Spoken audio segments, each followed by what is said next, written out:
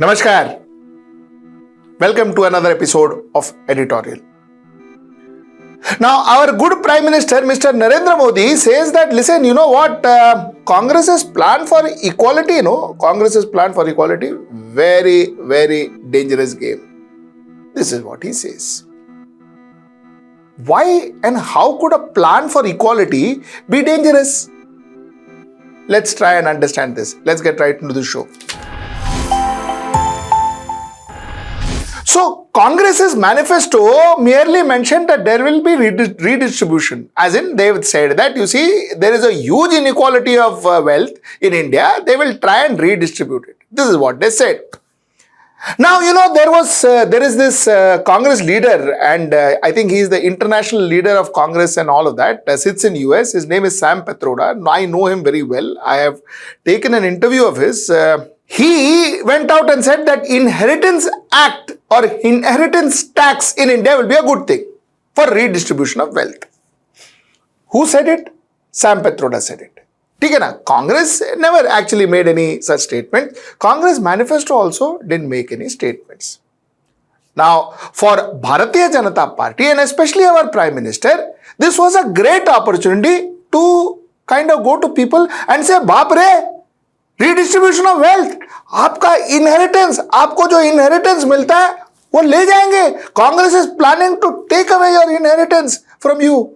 My God, what is going to happen to this country?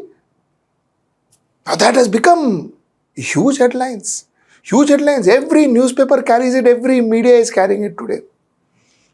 So the Prime Minister got headlines and also a good cane to whack Congress. Chalo, that is politics. Let's keep that aside. Now let me ask you a simple question. What is so bad about inheritance tax? What is bad about it? Let us first understand our situation and then let us get into inheritance tax. You see, in 2000, 54.8% of our wealth was with 10% of our population. 54.8% of our wealth. 23.5% of our wealth was with 1% of our population, top 1% of our population. And you know what common people had? The bottom, 50% of our people, we had 8.3% of wealth. So normal people put together, the entire normal people put together had 8.3 and the top 10% had almost 76% of the wealth. This was the inequality of income. This was 2000. 2005, it increased. The 1% increased from 23.5 to 23.6 and common people went up from 8.3 to 8.6. Starting 10 onwards, common people started degenerating. 10, we had 6.9% of the wealth. 15, we had 6% of the wealth.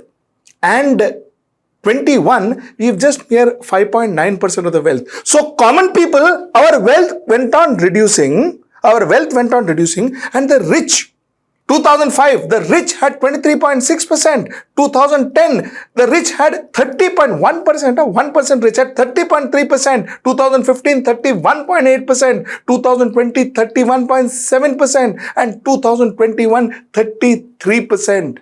So the rich, they started getting more and more of our wealth, and the poor, that is we people, the normal people of India, our wealth started reducing. This was the gap. The gap was increasing. So somewhere down the line, now this started with, let me tell you, this was true even in Congress regime. So it was not that in Congress regime everything was fine. It was there in Congress regime. But they came out and said that why not work out ways to redistribute wealth so that the rich doesn't become richer and richer and the poor doesn't become poorer and poorer. So they thought about redistribution of wealth. Now, this is what I said. This is what they had mentioned. Specifically, they had not mentioned anything. Sam Pitroda in United States said that in United States, there is inheritance tax. Acha, now let me tell you, it is not just United States. Its inheritance tax exists in United States, it exists in United Kingdom, it exists in France, almost every European and America. Every developed country has inheritance tax. So he said, that wouldn't be a bad idea. BJP said, what is wrong with you? What is wrong with you? You are taking away our money. You are taking away our gold. You are taking away our inheritance. Now this is where the problem is. Who exactly is BJP trying to support? I'll give you an example. You see that bottom 50% of people that I spoke to you about, the common man, you and me. You see the bottom 50% of people, what do we inherit? 1 acre of land? 5 lakh rupees in the bank? 1 bedroom flat? This is what a common man inherits, right? What does an Ambani's son inherit? What does an Adani's son inherit?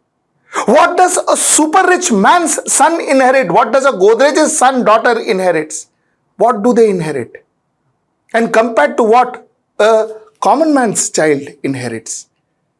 Now the point is, say for instance in United States where 40% of the inheritance is taken in as taxes and redistributed it,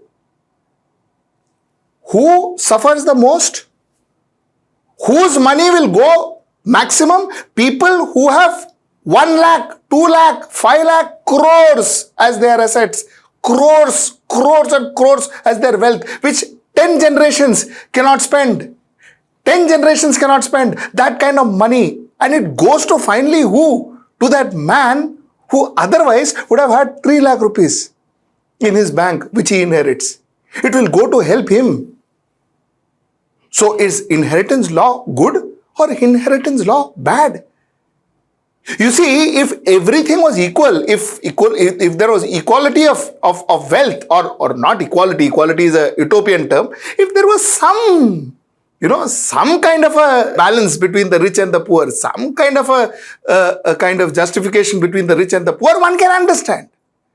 Here the justification is 1% of your population has almost 35% of your wealth. 1% of India's population, 1%. And we are saying that money should not be redistributed. And a party is protecting that, saying that, inheritance, who are you protecting? You are protecting the interest of Adani. You are protecting the interest of Ambani family. You are protecting the interest of super rich. That's the interest you are protecting. You are not protecting the interest of a common man who says, I heard one of their spokesperson say that, first generation earns, the next generation builds, the third generation enjoys the money. ऐसा सब किसके साथ होता है? बिरलास के साथ होता है, टाटास के साथ होता है. Have you ever heard of that? Does it happen to a common man? Who is there? Who are they talking about? They are talking about the Birlas and the Tatas. They are talking about huge business houses, business families. If the wealth is redistributed, a common man, a common child on the street, that child will benefit now. He doesn't have to wait for 4 generations. What are you talking about? What economics are you talking about? Is this how you're thinking? Is this what you think about the poor? That he will earn money, then his son will invest that money, and then his grandson will enjoy that money. Is this what you're thinking about the poor? And this is how you're going to feed the poor? No doubt. No doubt you are giving free ration to people. The reason you are giving free ration to people is so that you feed and keep them alive. They will live, they will eat, they will live, they will eat, they will live, and they will die that way. They will die that way. Because never will they get a chance to possibly try their luck, to possibly invest in something, to possibly get some business happening, to possibly increase better their lifestyle. They will never get an opportunity because you will not give them, no. Because the money is with the rich, it will remain with them. They will get 2 square meal. So they are happy. So the rich will go richer and richer and richer, and the poor will survive because they get free ration. And they will vote for you and thank you for the rest of your life. Is this what you are actually looking at? Is this your strategy? My God, I was foxed when I heard that statement of the Prime Minister and their spokesperson. I was foxed. What are we talking about? Are you openly now fighting for the super rich? Are you openly protecting the interest of the super rich? See, this entire thing about economy and the entire thing about redistribution of wealth is going the wrong direction. And the fact is, what scares me more is if this is how this government is thinking. I do not see those people who are getting free ration, they will continue to get free ration for the next 15 years, 20 years, and they will remain in that same position that they were, getting free rations, because they will have no option but to just wait in that queue to get that free ration and survive that night. They will have no option. They will have no option of starting a small business of their own. They will have no option of aspiring to be an Adani. Because if there are more Adanis, then it is dangerous for Adani. It is dangerous for Adani, and I am saying Adani as a case in point. It could be any businessman. The point is, now I wonder who the government is protecting. Common people or the super rich?